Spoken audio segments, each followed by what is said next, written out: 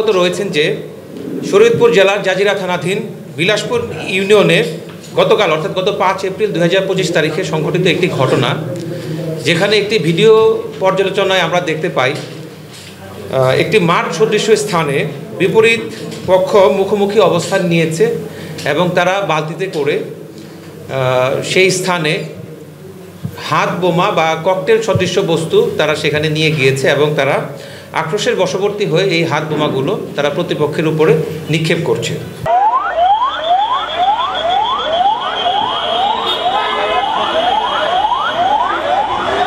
এরূপ একটি ভিডিও চিত্র মুহূর্তে মিডিয়া অঙ্গনে ব্যাপকভাবে আলোড়ন সৃষ্টি করে এবং বিভিন্ন অনলাইন এবং প্রিন্ট মিডিয়ায় ঘটনাটি ব্যাপকভাবে প্রচারিত হয়।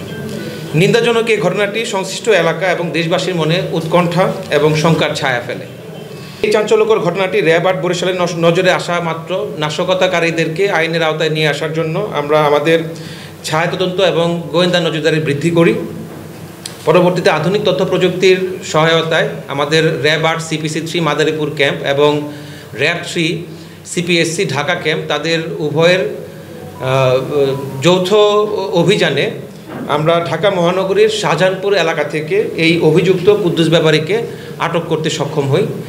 এই অভিযুক্ত কুদ্দুস ব্যাপারীকে এখন শরীয়তপুর জেলার জাজিরা থানা পুলিশের নিকট হস্তান্তরের কার্যক্রম চলমান রয়েছে।